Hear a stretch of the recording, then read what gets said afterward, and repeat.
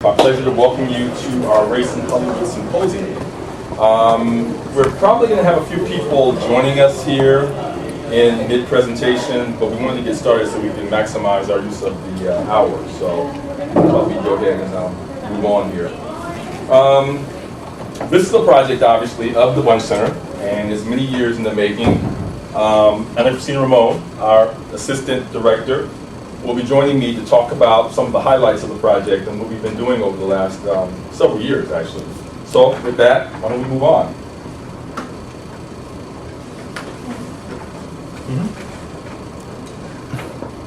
So I think it's probably appropriate at this point to acknowledge some people, supporters of the project. Of course, Dr. Ramon, who has been very instrumental in the project over the years. Also, Zachary Price, who's a visiting researcher with us here at the center this year from UC Santa Barbara. Ambria Allen, Jonathan Collins, Marsha Fuentes, and Terrell Winder.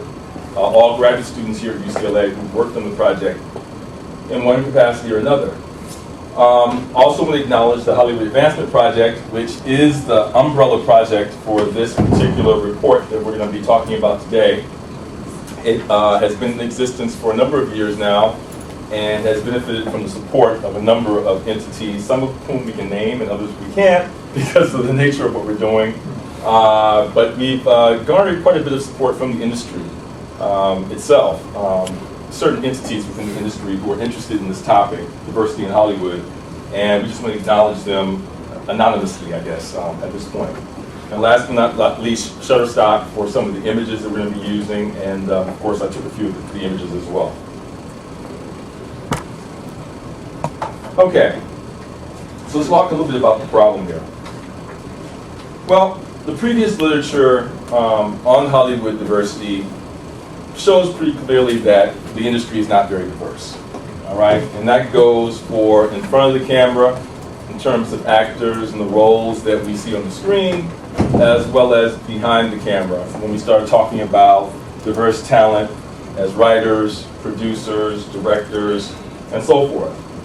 One of the areas we're also particularly interested in was talent agency representation, something that the literature talks about, although not consistently. There hasn't been a lot of work on this, but the work that has been done suggests that this is a very important part of the process, in the sense that the agencies tend to act as gatekeepers by packaging projects, particularly the larger projects, and at least the previous literature suggested that talent of color didn't gain a lot of traction within these agencies. That is to say, the rosters were pretty homogenous and mostly white and dominated by males. So we wanted to take a look at that as well as we tried to understand what was happening in the industry today as it relates to diversity. In addition to the previous research, which tends to be spotty, that is to say, there may be a report done one year by the Writers Guild, maybe another year by the Directors Guild, periodically by the Screen Actors Guild, or maybe advocacy groups like the NAACP who do a report called How to Focus, How to Sync, or maybe Children Now, another group that's more interested in children and images they see, or GLAAD that's interested in how gays and lesbians are portrayed. There isn't sort of a uniform, comprehensive, and regular source of data that gives us a sense of what's happening over time so that we can connect the dots and trace them over time. And that's what we're trying to do here with this study, is provide that comprehensive set of data. Now, the analytical dimensions we're interested in, first, of course, we're interested in access. This is an industry, and people are working. They're trying to get work. People of color are trying to be hired in front of and behind the camera, and they often hit brick walls or glass ceilings.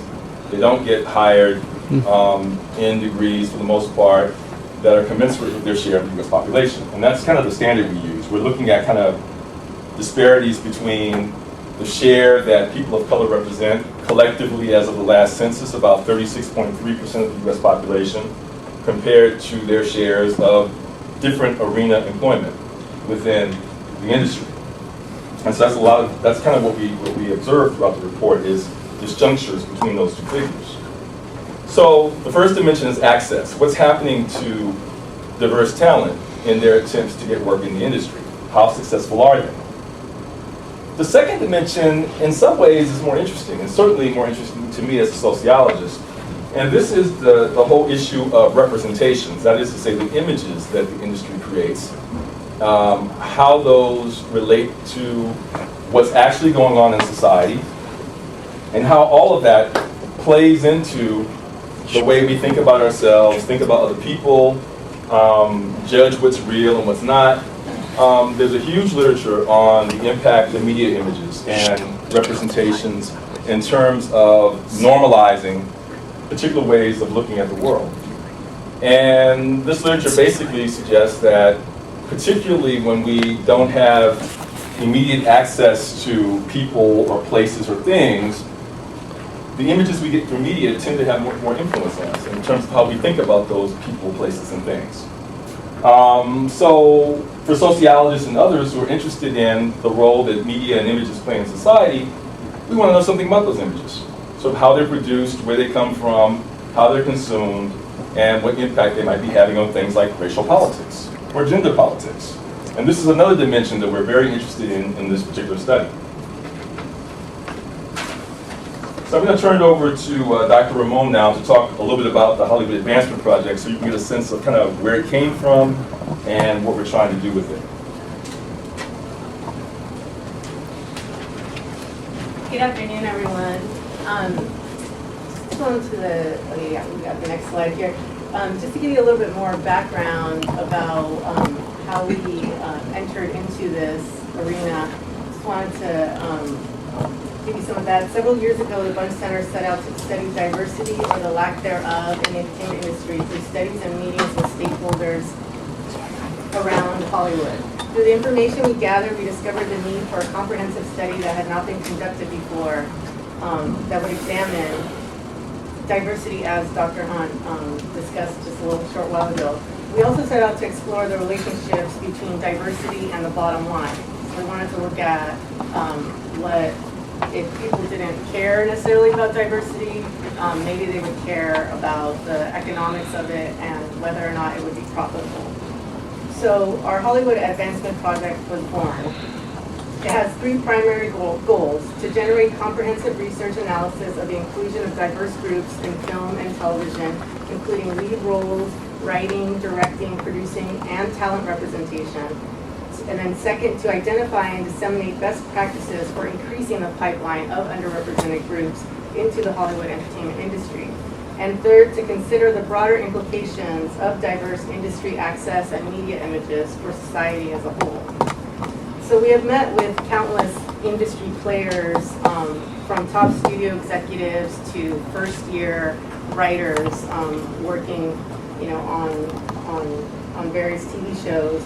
And everyone has told us that they do see the need for this type of study, and especially the need for a connection to the bottom line. So the study that we started about a year and a half ago examined the race and ethnicity and gender of those employed in front of and behind the camera on TV and film during a particular season. So that's what we'll be discussing today, an overview of those findings. And if you would like to know a little bit more about what we found based on this presentation, we have a brief that is already out that we presented in October at the at the National Association for Minorities in Communication in Times Square. And so we released our preliminary findings there, and it's also on our website. But the probably the big news that you're all wanting to know more about is this full report that we're discussing today, and the full report will be available next Wednesday, February 12th, and we will release it on our website.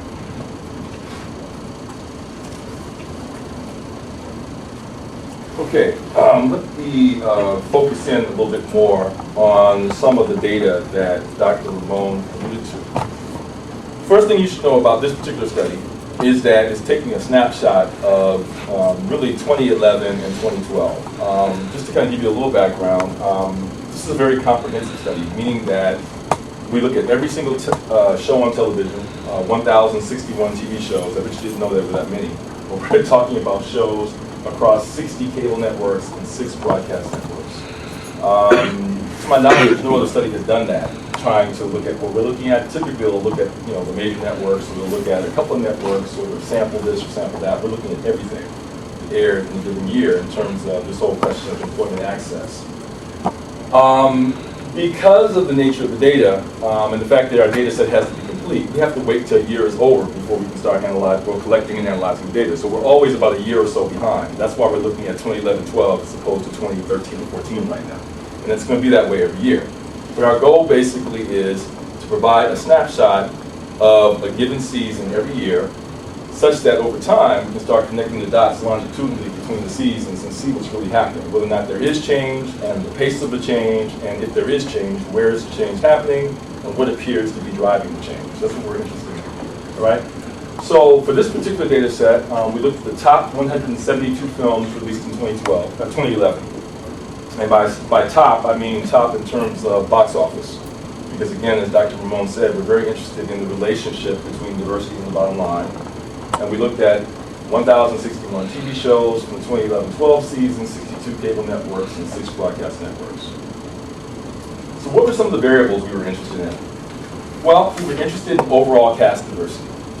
If we look at a particular cast of a TV show or a movie, what percentage of that particular cast was minority? Something we're very interested in. We were interested in, for television shows, the race of the creator. And there's a person who gets credited on every television show for being the creator of the show, which may or may not be the showrunner, the person who actually runs the show. But the importance of the creator is the basic concept for the show is established by this person. This person typically is involved in some type of pitch to a network or an agency that's packaging the deal. And all kinds of decisions about casting, about staffing, often flow from that basic idea.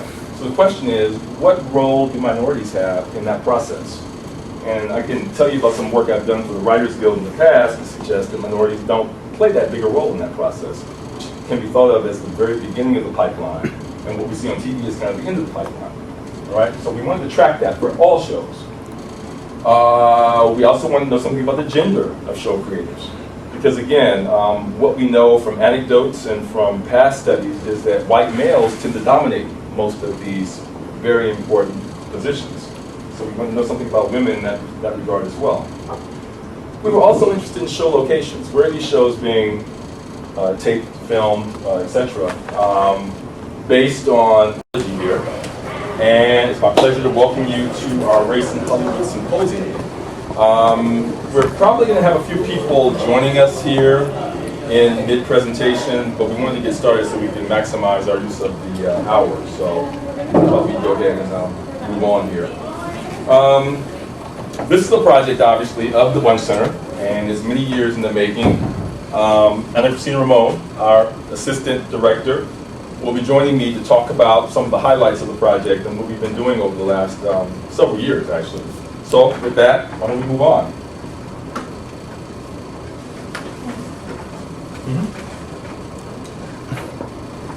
Film, the role of the director is quite different than it is in television. The director is really the creative force behind the way the project comes together. In television, the director is more or less carrying out kind of an idea that the showrunner and others may have about a particular show. And often the directors on TV shows vary from episode to episode. That's something we track. So we counted literally the number of episodes that are directed by minorities.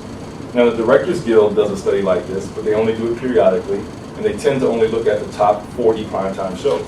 We looked at everything on cable, broadcast, and have a much larger data set than they have to kind of get at this particular issue. We were interested in director gender for the same reason. We also looked at genres. Which genres are more popular today, and how do representation of different groups vary by genre over time? This is something that we don't know that much about, but over time, as we collect data from year to year, we'll know more about it. Continuing with variables, talent agency representation. What do the rosters of the talent agencies look like in terms of lead actors in films, or lead actors on television shows, or show creators, or directors, or writers in film? These are all questions that we examined, and we can kind of speak to some of the anecdotes about the absence of people of color in those positions. We also were interested in Oscar and Emmy Awards. Why? Not just because of the programming in the shows, but because of I guess the status that is accorded to certain types of productions, film and television shows, based on their garnering of these types of awards. One of the arguments we make, and I'll come back to this at the end, is that this process kind of awarding Oscars and Emmys to certain types of shows tends to reinforce the perception of what's quality and who's qualified to do certain types of things, which may have an impact on the exclusion of people of color and women in television and film. We'll get back to that. And last but not least, we look at a number of measures to get at the bottom line. In television, of course, Nielsen Ratings, which determine essentially how many viewers are watching the show. Television, of course, is all about the commercials and about networks trying to sell their viewers' eyeballs to advertisers who are trying to sell to those people certain products. So the higher the rating, all things equal, the more profitable, or the higher the potential for profitability for a given show. So we wanted to track that as it relates to diversity. And of course, in film, global and domestic box office, and return on investment, which factors in the budget for the film. Because some films have a higher return on investment. They may not make quite as much at the box office, but maybe they return more because the budget was so low.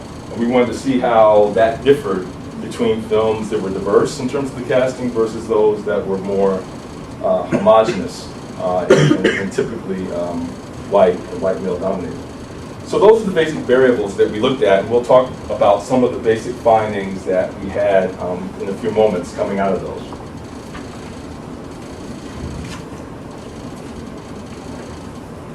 Okay, so before we get into the findings, we just want to give you some background on the Hollywood landscape itself. And so by far, Hollywood and the film industry continues to be the dominant form of entertainment, drawing more ticket admissions than theme parks and professional sports combined, as movie-going audiences continue to become more diverse. So according to the Motion Picture Association of America, or MPAA, as people may know it, the global film box office steadily increased from 2008 to 2012. Ticket sales continue to be driven by frequent moviegoers who attend once a month or more. Broader moviegoer demographic shares remained relatively stable from 2011 to 2012, with 12 to 24-year-olds and Latinos continuing to oversample in moviegoing versus their proportion in the population. However, 2012 saw increases in the number of frequent moviegoers in nearly every ethnicity and age group, most notably in the 40 to 49-year-old group. So when we look at TV, we find that consumers have many more entertainment options today than ever before. Besides going to movie theaters, people can watch all types of digital entertainment wherever they are, as you all know. At home, people are not tied to their TV sets.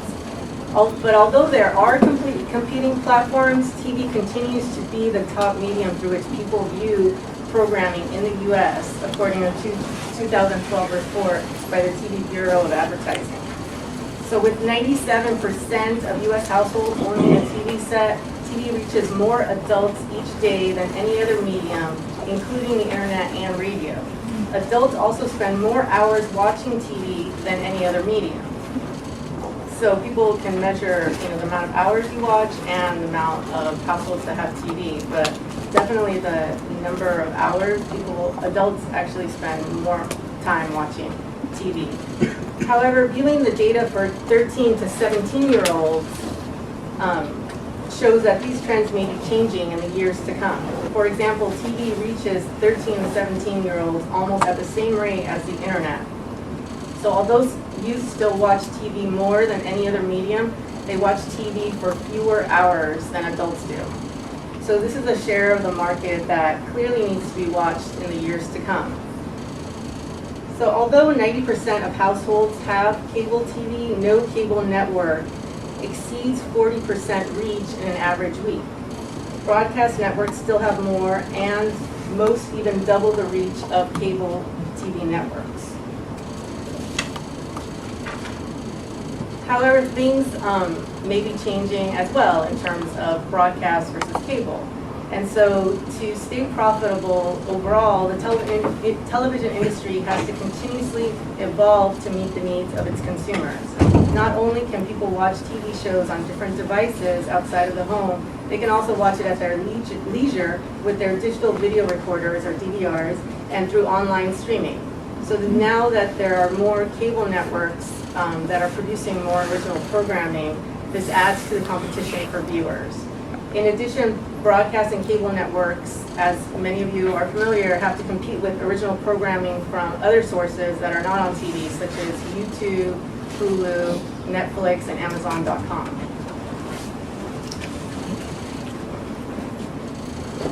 Okay, so I'm going to spend just a minute or two overviewing some of the basic findings that came out of this particular report, the first in our series. The first, as you might have gathered from the title, Making Sense of the Disconnect, is this idea of disconnect.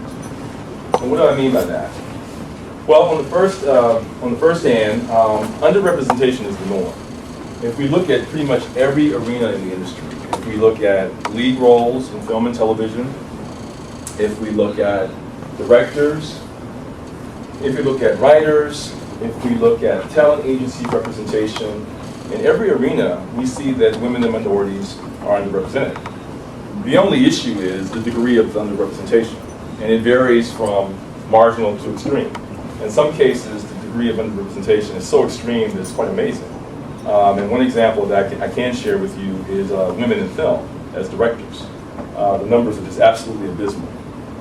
It's bad for minorities, and it varies by ethnic group. I mean, we focus on the report on minorities as a block because we're really interested in that basic number as it relates to what's happening in society. But if you look at the individual groups, there's some differences there as well. It's not good for anyone, but it's much worse for certain groups. So Native Americans are virtually invisible. You don't see them anywhere for the most part. Latinos are probably the most underrepresented, relative to their numbers in the population. African Americans have it best, so to speak, in terms of their numbers, but even that is a relative claim, given the fact that every one of the groups is underrepresented. And that's not even considering the quality of the roles, which is a whole other dimension that this particular study doesn't get into, but our future ones will when we'll be doing content analyses of the actual program, where we start looking at, okay, what is the role, what is the content of the role, and how does that vary by gender, race, and so forth and so on. So the major finding in this report is this big degree of underrepresentation that basically is the norm, and the degree just varies. The disconnect comes in where we also find in our study that, lo and behold, movies and TV shows with more diverse casts tend to do better in terms of ratings and box office. So you might be thinking, okay, well, the industry is a business, right? And as a business, the goal should be to try to increase profits, which include box office and ratings. And if we kind of see that diverse casts lead to more box office and ratings, why don't we see more diverse casts? It's sort of like a puzzle, trying to figure out why it is we see this disconnect. Which brings me to the way we wrap up the report, this whole idea of making sense of the disconnect. So how can we explain this apparent paradox, I guess, between, on the one hand, what we see in terms of industry diversity or the lack thereof, and what's becoming clear about the importance of diversity, which only makes sense if you think about what's happening to this country demographically. I mean, right now, in 2010, the minority share was 36.3%. It's higher now. And of course, by 2042, whites will no longer be the majority. And in fact, by the end of 2014, they will no longer be the majority in California. They're already in the minority in Los Angeles, where Hollywood is located, but the trend is clearly in that direction, which means that markets are moving in the direction of being more diverse. And we already know from Dr. Ramon's earlier presentation that minorities tend to consume more media. They tend to be more likely to be frequent moviegoers, who account for the largest share of the box office. And they also tend to be heavy viewers of television. They watch more TV than other groups. So you would think, for all these reasons, the trends and the demographic data all suggest that, well, this is the reality. This is where things are moving. So why aren't we seeing this reflected in what the industry is producing? Well, here are some of the reasons that we believe drive this disconnect here, and hopefully over time, as we document this process more, we'll begin to break up kind of this tendency, I guess, within the industry. Well, the first thing we have to realize is that Hollywood is an incredibly high-stakes industry. Right? We're talking about huge productions in terms of dollars, and we're talking about multinational corporations controlling the industry and in a way that's very much focused on the bottom line. So people who do get a shot at making a project do everything they can to make sure, or at least as much as they can, that the project will be successful. Which means that they're not going to take risks for the most part. They're going to tend to surround themselves with people who think like them, who share their tastes or whatever, their sense of what's successful. And if you're already starting with an industry that's dominated by white males, that's pretty much guaranteeing that the people they're going to surround themselves with are also white males. So you're kind of reproducing white male dominance in the industry because of this pressure to kind of produce certain types of projects.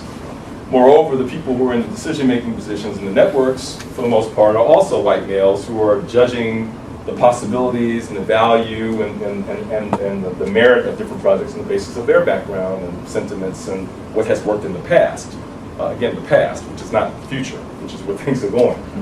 So you have this whole issue of comfort zone, which kind of makes it really hard to turn the battleship around in terms of the way people make decisions in the industry. You also have this thing called the small pool argument. There's this idea that there just isn't that much minority talent out there, it's unfortunate because we would love to hire them if they were there, in terms of talent. I mean, remember the whole Saturday Night Live debate recently about them having a hard time finding a black woman to be on the show, so they had black men dressed up in drag to kind of make up for the fact no black women on the show. And they've only had a few over the 35-year history of the show or 40-year history of the show, whatever it is. And this is an example of that small pool argument. I mean, clearly there are an infinite supply of extremely talented black comedians who could be on that show and do a great job, but the white men who run the show aren't tapped into that, that pool. It's not that important to them. They're more focused on the other things, and so we've sort of endured their absence ever since Maya Rudolph left the show, years ago. And with the occasional black woman who hosts the show, who then plays all the roles of them. But that's kind of an example, a specific example of kind of what happens at the macro level within the industry as it relates to this small pool argument. There just aren't that many of them. Meanwhile, you have the Oscars and the Emmys who reproduce and reinforce this idea. Because, of course, you're starting with an industry that already has a third of people of color, and so it's likely that the people who win the awards are not going to be people of color. And so you kind of create the image that, well, if it's good, if it's of high quality, it's this type of story, it's this type of writer, it's this type of TV show, it's this type of movie, which, for the most part excludes the types of movies, shows, and ideas that people of color, in those rare instances when they can make them, produce. And so it becomes this vicious cycle. They kind of, there aren't that many people who are talented, so we have to create these training programs, we have to showcase opportunities and all these other things to find this talent or to develop this talent. And it really becomes like a lottery system where you give like one or two people a shot, every year or every other year. And when you look at the numbers again 10 years later, nothing has really changed. I mean, it's more or less, we're actually falling further behind because the nation is getting more diverse as Hollywood gets, marginally more diverse. I mean, obviously Hollywood 2014 is not Hollywood 1950. There have been improvements. We all know about the year of black film this year, for example. But what has the nation done? The nation has become much more diverse than Hollywood has, so the gap has gotten bigger. And that's one of the things that we're trying to document. And so I guess our conclusion is that the disconnect does not bode well for the industry. I mean, the industry is going to have to deal with this at some point in a meaningful way. There's a lot of runaway production, but there's also runaway talent. There's a lot of talent of color who've left the industry altogether, who've moved to places like Atlanta. They've started up boutique industries. They've done online programming and other things to make up for the fact that there just aren't the opportunities in the industry to produce and tell the stories they want to tell. Okay, so with that, I will turn it over to our colleague, Dr. Zachary Price, who's going to talk about a case study that is related to this particular study and some of the findings that come from the study that involves a couple of films. Right? Thank you.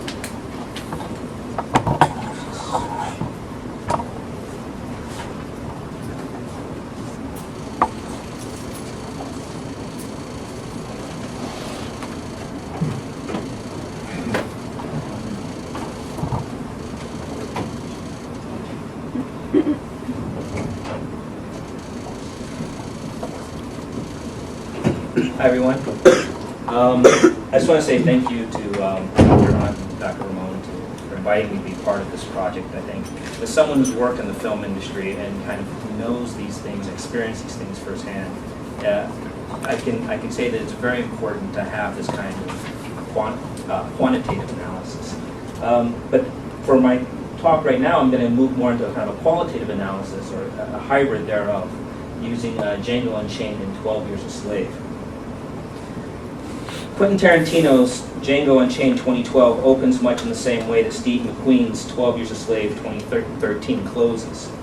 Each protagonist, Django, played by Jamie Foxx, and Solomon Northup, played by Chiwetel Ejiofor, are seemingly released from bondage within the antebellum South by white men who, while not ostensibly abolitionists, are certainly sympathetic to each character's situation.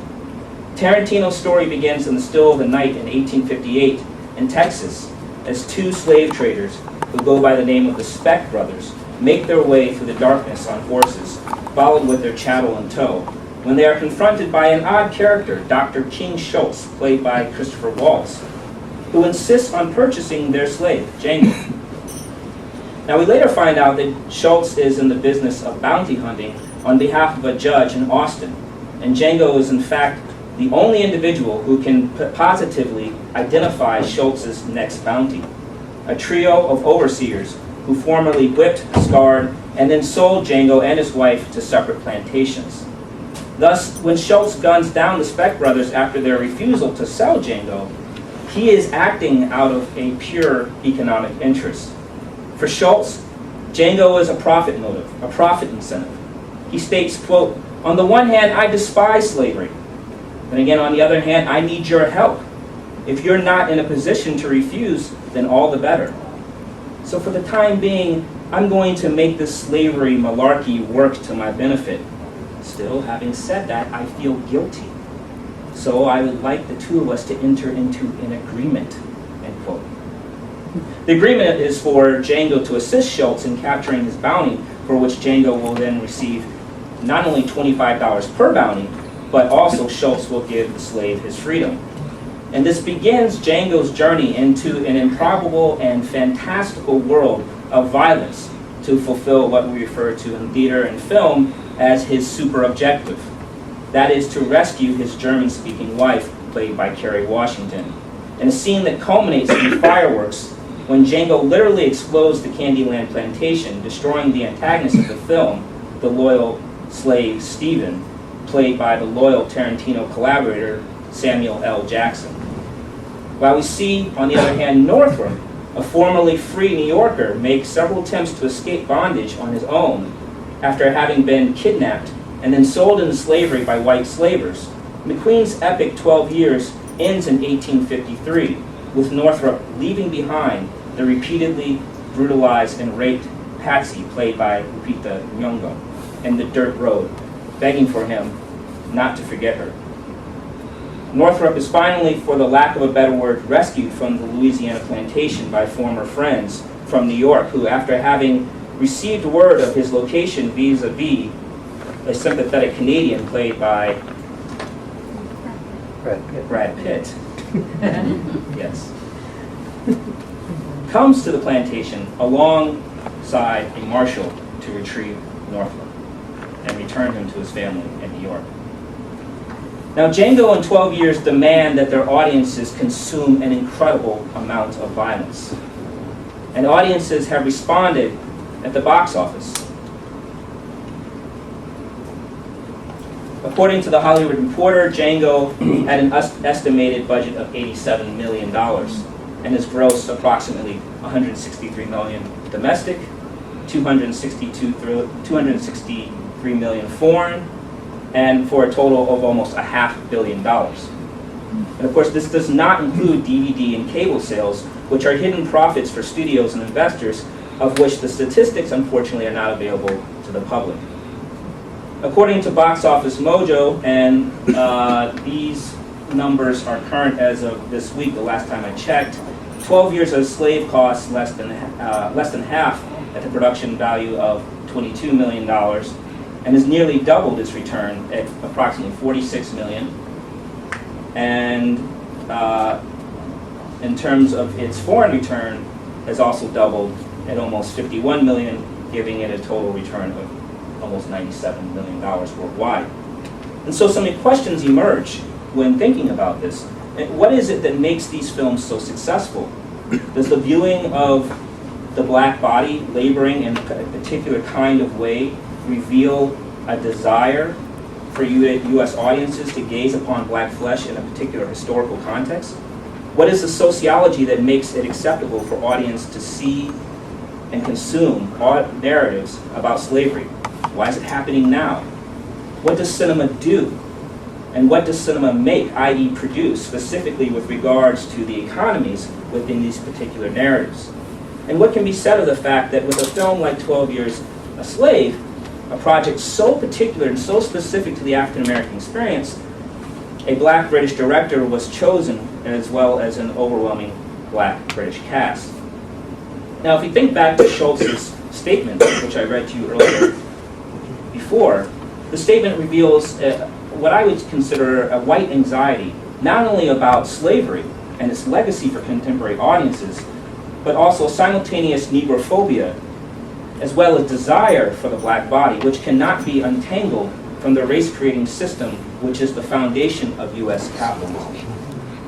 The race-creating system of disavowal and desire is perpetuated through what Cedric Robinson refers to as the racial regime, and has continued to persist into the 21st century based on previous productions of the antebellum South.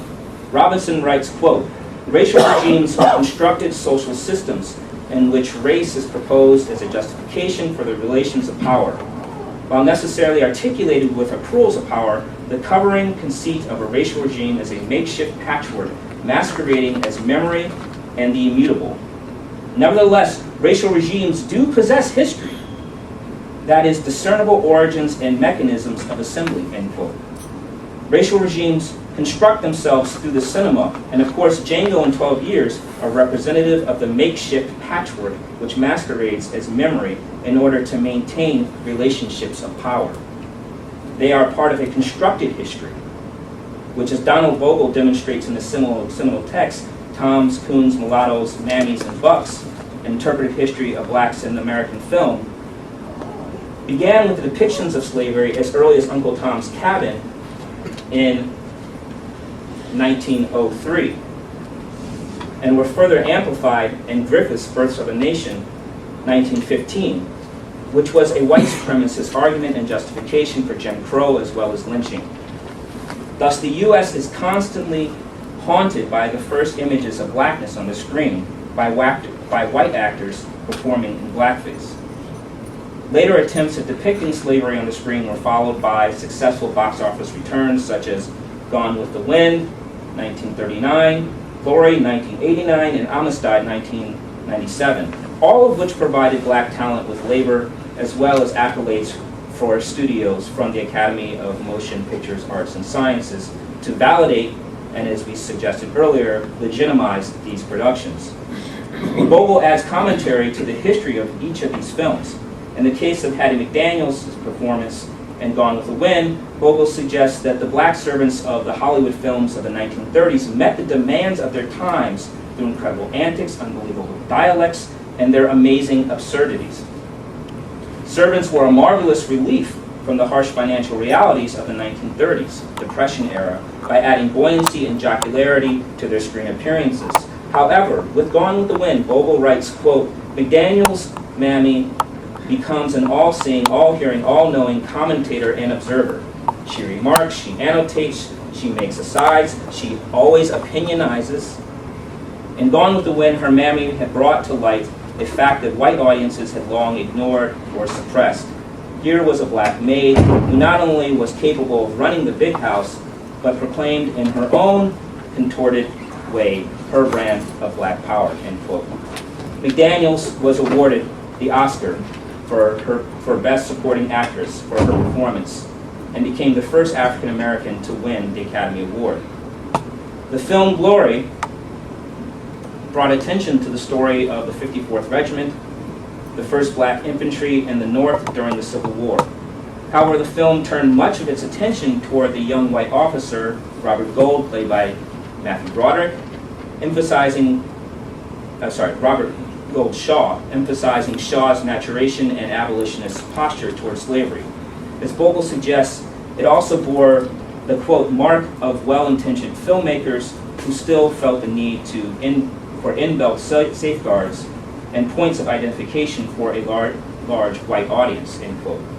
As a counterpoint to the reticent Rawlins, Morgan Freeman, an older philosophical gravedigger, Tripp, played by Denzel Washington, having experienced the hardships of slavery, embodies a candid, outspoken abolitionist attitude.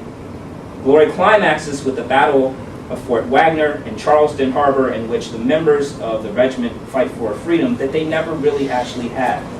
And in a scene in which the majority of the regiment perishes, as Washington's character leads a charge to end the film on a note of heroism, and I would also argue a note of nationalism, we are invited to believe in the Union's commitment to democracy for all.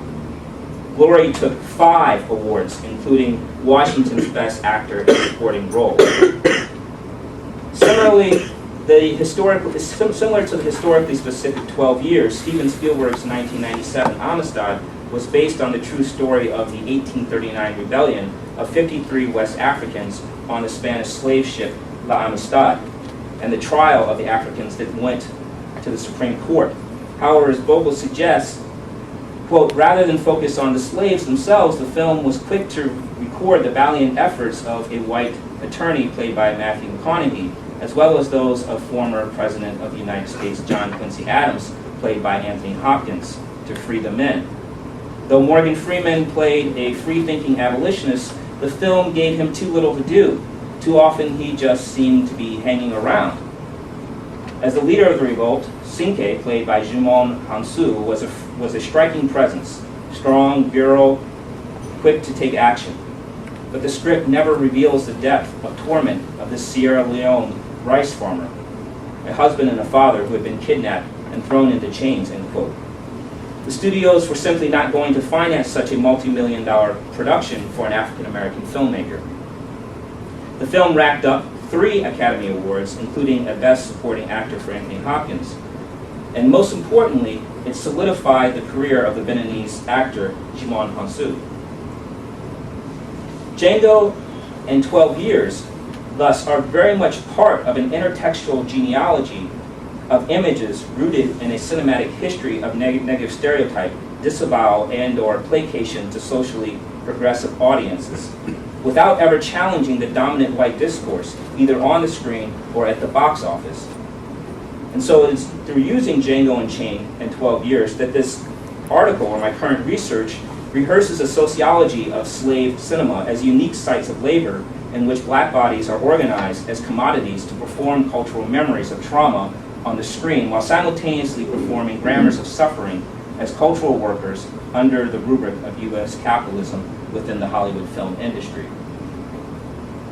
Through these diegetic experiences, we witness a paradoxical tension between black participation within the Hollywood apparatus, which affords employment to black talent, i.e. actors, writers, directors, and an almost return to plantation-like ghettoization of laborers and objects within an industry which continues to propagate whiteness as the norm. And so it is in this context that Django and 12 Years are representative of both the political and libidinal economies produced through cinema. On the one hand, they are sources of labor in which unions, guilds, agencies, and a multi-million-dollar Hollywood network have been part of an economic order which has historically marginalized black talent, despite the contrary neoliberal echoes of a colorblind and egalitarian gendered industry. As the Bunch Center's Race in Hollywood report quantitatively demonstrates, that is simply not the case. Django and 12 Years are representative of an uncontested symbolic order in which the affinity for white aesthetics continues to structure the racial regime, reproducing hegemonic normative codes of white supremacy. In fact, the box office is the manifestation of the recursive production of discursive formations embodied through the propagation of the regime itself, lest it be revealed as the on which in their exhibition. This sympathy discoverable history is incompatible with a racial regime, and from the realization that paradoxically the authority and the other saps the vitality of racial regimes, end quote. The genealogy of the aforementioned images have very real implications for the lived experiences of black folk beyond those within the immediate scope of the film industry. As French philosopher and film theorist Gilles Deleuze suggested, the philosopher invents concepts which rely upon previous production of other concepts, just as the filmmaker, director, creator relies upon the ideologies embedded in the previous images of other filmmakers to create the blocks of movement images and time images, that is, the perceptions, actions, and affects, as well as the taxonomy of signs as the order of time and the order of things. Thus, in many ways, audiences have already been primed and prepped to consume the slave as object, and in 2012-2013, consuming slave cinema proved incredibly profitable. Of course, trying to understand or read or filter the condition of the black within the Western epistemological experience through the lens of a Deleuze or a Lacan or any kind of post-structuralist film theory as the point of departure is problematic, because so rarely do they take into consideration the state of crisis that the black artist, intellectual, and in this case, filmmaker finds themselves. And it is in this state of crisis which we need to then explore to understand what is the condition and the position of the slave within Western cinema.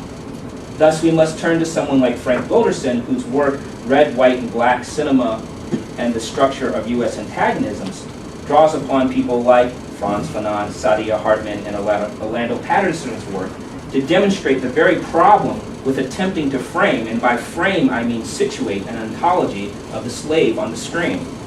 In particular, Patterson's work is important to understand the unique power schema that these two films attempt to address. As Patterson writes, quote, "Slavery is the permanent, violent domination of natally alienated and generally dishonored persons," end quote. To understand slaves as merely property is to fall short of understanding the idiom of power, which is, quote, "the principal way in which power is immediately interpreted in socially and cognitively acceptable terms. It is the way in which power is most meaningfully presented to and understood by those who wield it and by the members in their community," end quote. The idiom of power exists at two polar extremes, personalistic and materialistic, and it is within the institution of slavery that these polarities then converge or collapse, relegating the slave as simultaneously an outsider as well as the enemy within, who is what Patterson suggests as socially dead. The socially dead slave also allows for solidarity between master and non-slave as, quote, "honorable members of their community vis-a-vis a dishonored slave," end quote.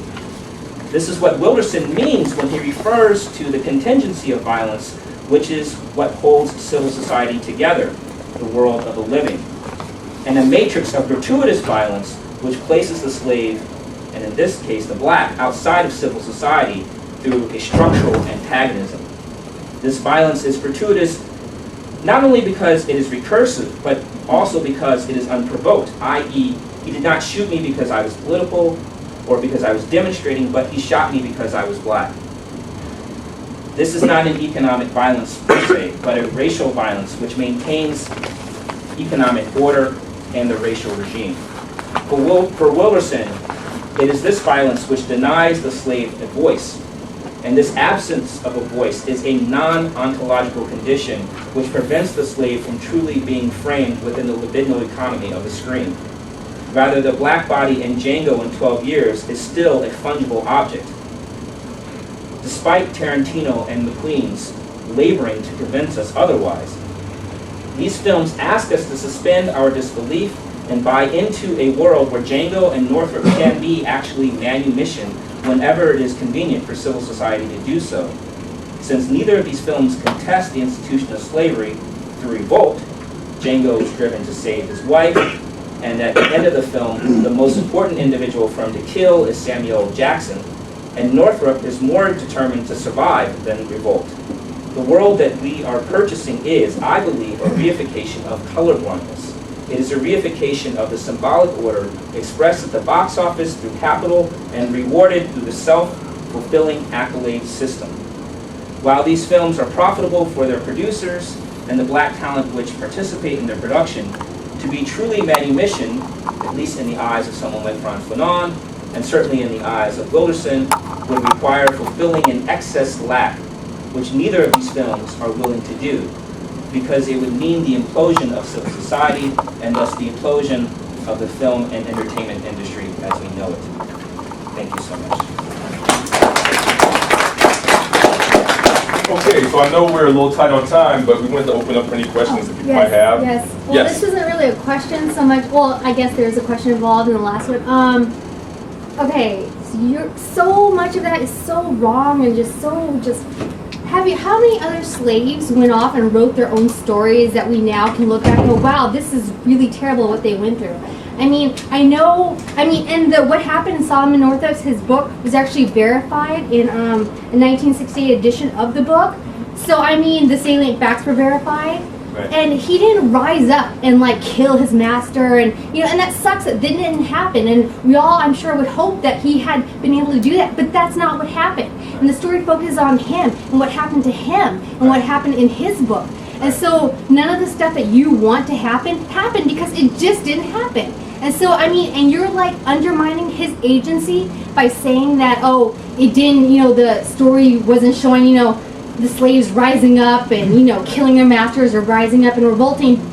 And that's just ridiculous because that's not what happened in the book and that's not what happened in his story. And as for the Quentin Tarantino movie, it's freaking Quentin Tarantino. Of course it's freaking violent. Every movie he does is violent. And I know, I don't want to talk about the whole him at the end killing Samuel L. Jackson because, that was sort of messed up. And I like Samuel L. Jackson a lot. But you have to dismiss the whole, the gratuitous violence part because, you have to take into account that it's Quentin Tarantino. And that's just a ridiculous argument to even bring into it, unless you're also looking at every other single movie that he ever does. And not to mention, Quentin Tarantino has said that he actually did extensively research slave plantations. So, obviously, if you take out his, brand of how he portrays reality, and you look at the core stuff, he did try to bring some reality into what he represented. But as for your whole Solomon Northup, that's just completely wrong and off, and I completely disagree with you there. And I will bring in evidence too. I have evidence right here. I was looking it up. Oh, okay. Zachary, you wanna? Well, first of all, thank you for your comment. I guess I don't think it's really a question. I don't necessarily know if it's a issue of wrong or right. I don't think I'm making a value judgment of either of these directors per se, either McQueen or Tarantino. In fact, I'm again looking at the way in which these films are operating in terms of their consumption, okay, and also why are these films so popular now? So these are questions that I'm raising. I'm not making a value judgment on these films. I don't think I ever said that. I don't think I ever said that they were good films or bad films per se. But I do think, first of all, you're right. You were absolutely right when you said that Solomon Northup, the story of Solomon Northup is based on a historical figure, though you are perhaps missing some of it. John Ridley, the screenwriter, that we had an opportunity to speak with actually at the screening at CAA, did take some license in creating characters within that film. So anytime you have a transition from one medium like literature, the written text, into film, there is going to be a shift and a transition in terms of what gets picked up, what gets left out, what gets heightened, and what gets downplayed. But again, I hope that you will definitely get in touch with me with your analysis, because I think that's something that I can ultimately incorporate into my my own research. So thank you so much for your Oh, comment. well, I've done a lot of posts on Tumblr about women of color, and men in color. I've actually posted about like the numbers and how many women of color there actually are on the major networks. Yeah, it's not so much, just to kind of echo the point that Zachary was making. I guess our goal is not so much to critique individual directors or individual projects per se. We're trying to understand how the industry operates as a regime and how that's related to factors like race, gender, and all these other things that circulate in society. And one way of understanding that, of course, is looking at how things are consumed, what makes it to the marketplace, and what happens to them when they get there. I guess the parallel in television, we have to go back a few years, but you think about Roots as a series that was incredibly popular, that broke all kinds of viewership records when it was aired. It was also based on a true story, although again, we know that there was some license taken with the way the basic Haley's autobiography or family's autobiography or whatever was sort of transferred from the book to the screen. There was also some questions about the biography itself, about the book. But the point is, why did it become the big spectacle that it became? And what were some of the decisions made in terms of production along the way? Well, we happen to know a lot about that, and there's been a lot written about that. And the white producer who was responsible for the show had all kinds of rules of thumb that led him to make decisions about who was going to portray the various characters, how the characters were going to be fleshed out, what was going to make it to the screen, what wasn't, and so forth and so on, to make it marketable, to make it appeal to a particular audience, which at that point, of course, was largely white, at least in terms of making the rating they wanted to get. So that's what we're talking about. Not so much, saying that movie shouldn't have been made, or it shouldn't be acknowledged as a great film relative to everything that was out. It's really more about what it tells us about the way the industry operates and how that's connected to things like race and gender in society. Well, I know that's not what you were talking about. I was just trying to, Sure. back up the film because I thought it was a great film, and that, there shouldn't be, he should have fought up, risen up, and slayed people, and that's not what happened. And I guess, we talk about this on TV all the time too. If these types of films weren't so few and far between, we wouldn't be holding every film up to this high standard of trying to accomplish everything.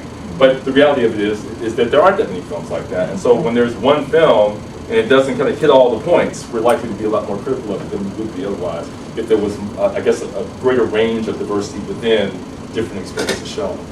Yes? Okay, please forgive me if you said exactly this, but considering like cycles of black filmmaking, like if you go blaxploitation or like ghetto-centric films in the 90s, and then the current, if we want to call it a trend, looking at films that talk about oppression and prejudice, going beyond slave narrative, also talking about films like Fruitvale Station and Help and things like that.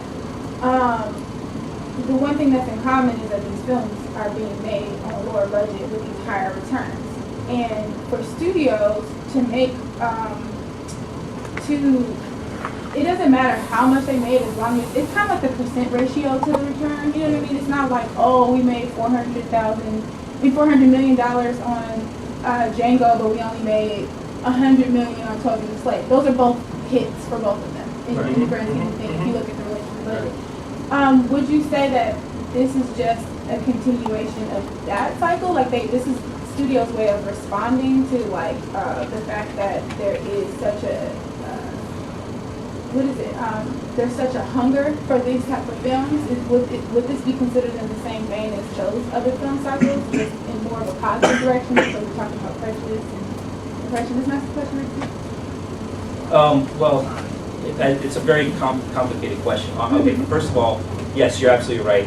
Both Django is a high-budget, high-production film. Yes. It has a very high return. It's $500 million, right? And keep in mind, the studios continue to make money, right, in perpetuity.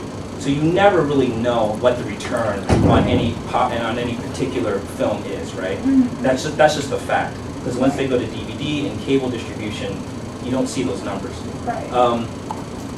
Blaxploitation cinema, I think, was interesting, and that's something that obviously Tarantino, going back to your statement, draws upon. So he is a craftsperson, right? He is a craftsman. He does understand the history of cinema, of U.S. cinema and popular representation. So he is drawing upon that. And that is an archive. I don't disagree that I don't think that's a bad thing per se. But here's the problem. I think that, and I think this is what we're really driving it, is that there is no infrastructure for distribution, right? So you have these waves, right? You have blaxploitation, you had Gone with the Wind, you had films like Amistad and Glory, right? All of which address, and obviously I left out the 11 for particular reasons, all of which deal with the antebellum South. But then it just tapers off. And so there's no continuation. There's nothing that gets, for example, there's no exploration that I've seen on film in terms of homosexuality in the antebellum South, right? So there isn't like this larger proliferation of diverse stories about this particular topic. And I just think that when I say we're talking about socially dead or social death, in this particular case, we're talking about the lack of the infrastructure, right? The lack of distribution, the lack of a network, which Race in Hollywood is really trying to address. Thank you.